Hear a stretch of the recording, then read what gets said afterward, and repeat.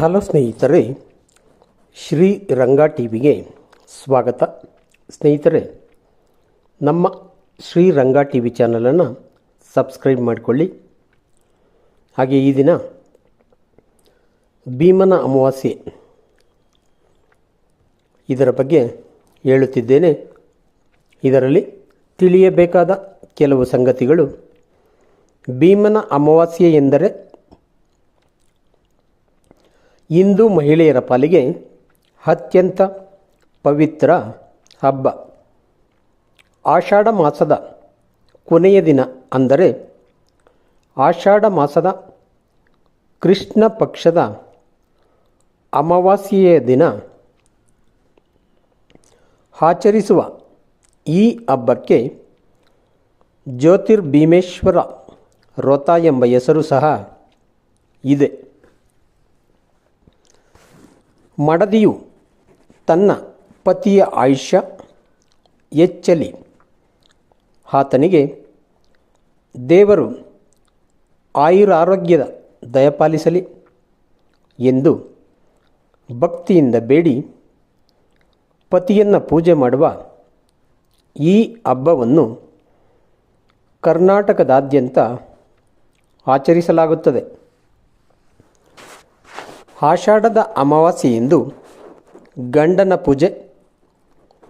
ಮದುವೆಯಾದ ಮಹಿಳೆಯರು ಪತಿಯ ಆಯುಷ್ಯ ವೃದ್ಧಿಗಾಗಿ ಈ ವ್ರತ ಪಾಲಿಸಿದರೆ, ಮದುವೆಯಾಗದ ಯುವತಿಯರು ತಮಗೆ ಒಳ್ಳೆಯ ಪತಿ ಸಿಗಲಿ ಎಂಬ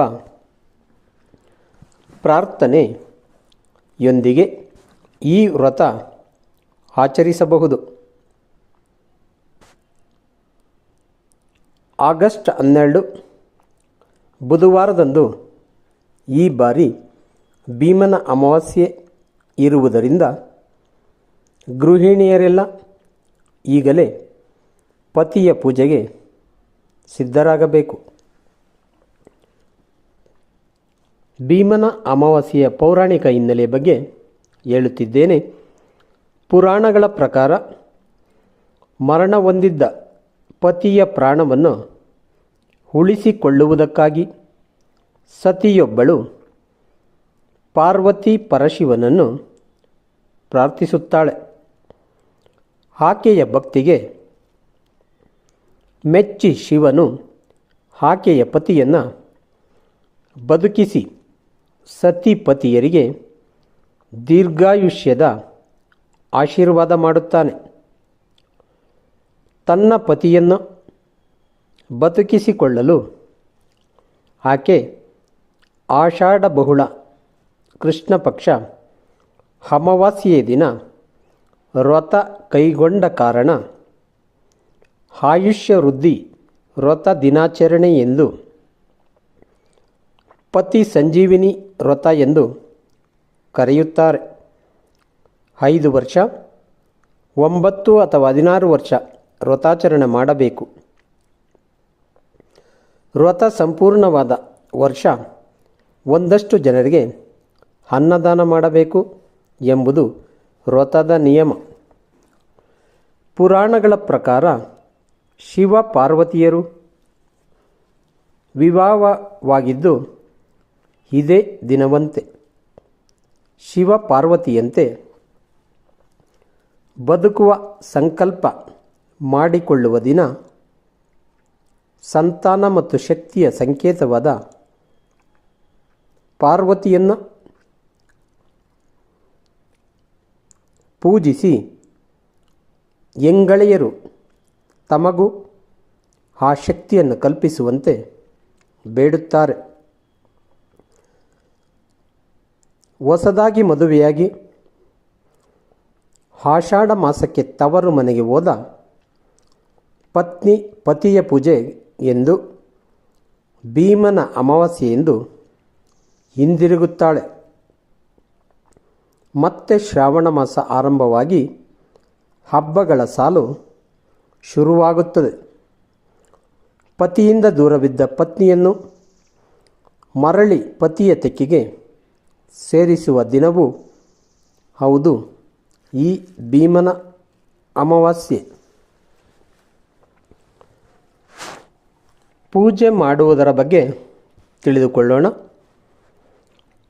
ಅಕ್ಕಿ, ತೆಂಗಿನಕಾಯಿ, ಅರಿಶಿನ ಕುಂಕುಮವನ್ನು ಒಂದು ತಟ್ಟೆಯಲ್ಲಿ ಇಟ್ಟು ಅದರ ಮೇಲೆ ತುಪ್ಪದ ದೀಪ ಹಚ್ಚಿದ 2 ದೀಪವನ್ನು ಇಡಬೇಕು.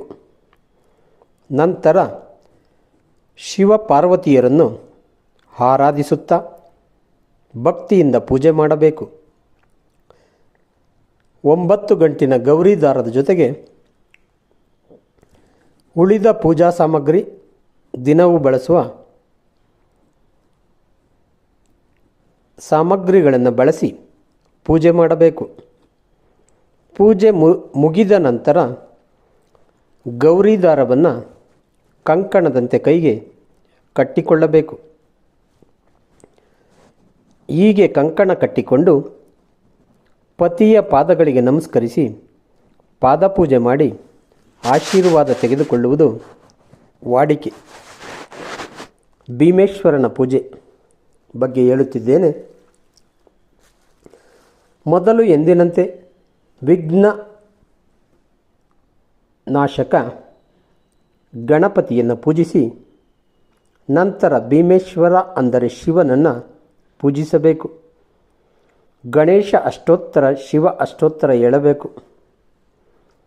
ಇದು ಪಂಚ ಪಾಂಡವರಲ್ಲಿ ಒಬ್ಬನಾದ ಭೀಮನ ಹಬ್ಬವಲ್ಲ. ಇದು ಭೀಮೇಶ್ವರ ಅಂದರೆ ಈಶ್ವರನನ್ನು ಆರಾಧಿಸುವ ಹಬ್ಬ. ಕೆಲವೆಡೆ ಅದ್ದೂರಿ ಮಂಟಪ ನಿರ್ಮಿಸಿ ಈ ವ್ರತ ಮಾಡುವವರು ಇದ್ದಾರೆ. ಮಂಗಳ ಸ್ನಾನ, ಗೋಧಿ ಹಿಟ್ಟಿನಿಂದ ಮಾಡಿದ ಭಕ್ಷ್ಯವನ್ನೇ ನೈವೇದ್ಯಕ್ಕಾಗಿ ಬಳಸುವುದು ಶ್ರೇಷ್ಠ. ಕೆಲವೆಡೆ ಈ ಹಬ್ಬದಲ್ಲಿ ಸೋದರಿಯರು ಸೋದರರ ಕೈಯಿಂದ ಭಂಡಾರ ಒಡೆಸುತ್ತಾರೆ. ಭಂಡಾರ ಎಂದರೆ ಕರಿದ ಕಡುಬು, ಸಿಹಿ ಇಲ್ಲದ್ದು. ಅದರೊಳಗೆ ಲಕ್ಷ್ಮೀ ಸ್ವರೂಪಿ ನಾಣ್ಯವನ್ನು ಇಟ್ಟು ಕರಿದಿರುತ್ತಾರೆ. ಅಂತಹ ಕಡುಬನ್ನು ಮುಂಬಾಗಿಲ ವಸಿಲಲ್ಲಿಟ್ಟು ಸೋದರ ವಸಿಲ ಮೇಲೆ ಕೂತು ತನ್ನ ಮೊಣಕೈಯಿಂದ ಅದನ್ನು ತುಂಡರಿಸುತ್ತಾನೆ. ಸೋದರಿ ಆ ಸಮಯದಲ್ಲಿ ಅವನ ಬೆನ್ನ ಮೇಲೆ ಪ್ರೀತಿಯಿಂದ ಗುದ್ದುತ್ತಾಳೆ. ನಂತರ ಅಣ್ಣನ ಆಶೀರ್ವಾದ ಬೇಡುವ ಸೋದರಿ ಫಲ ತಾಂಬೂಲ ನೀಡುತ್ತಾಳೆ. ಬೇರೆ ಬೇರೆ ಜಿಲ್ಲೆಗಳಲ್ಲಿ ಭೀಮನ ಅಮಾವಾಸ್ಯೆ ಹಬ್ಬವನ್ನು ವಿವಿಧ ಹೆಸರುಗಳಿಂದ ಕರೆದು ಆಚರಿಸುತ್ತಾರೆ. ದಕ್ಷಿಣ ಕನ್ನಡದಲ್ಲಿ ಹಾಟಿ ಅಮಾವಾಸ್ಯೆ, ಉತ್ತರ ಕನ್ನಡದಲ್ಲಿ ಕೊಡೆ ಅಮಾವಾಸ್ಯೆ ಅಥವಾ ಅಳಿಯನ ಅಮಾವಾಸ್ಯೆ. ಮದುವೆಯಾದ ಮೊದಲ ವರ್ಷ ಈ ದಿನ ಅಳಿಯನನ್ನು ಮನೆಗೆ ಕರೆದು ಅವರಿಗೆ ಛತ್ರಿ ಮತ್ತು ಕೆಲವು ಉಡುಗೊರೆ ನೀಡಿ ಕಳುಹಿಸುವ ಪದ್ಧತಿ ಇದೆ. ಧನ್ಯವಾದಗಳು ಸ್ನೇಹಿತರೆ. ಈ ದಿನ ನಾನು ಭೀಮನ ಅಮಾವಾಸ್ಯೆಯ ಬಗ್ಗೆ ತಿಳಿಸಿಕೊಟ್ಟಿದ್ದೇನೆ. ಸ್ನೇಹಿತರೆ, ನಮ್ಮ ಶ್ರೀರಂಗ ಟಿವಿ ಚಾನಲನ್ನು ಸಬ್ಸ್ಕ್ರೈಬ್ ಮಾಡಿ ಪ್ಲೀಸ್. ಜೈ ಹಿಂದ್, ಜೈ ಕರ್ನಾಟಕ, ಜೈ ಭೀಮೇಶ್ವರ.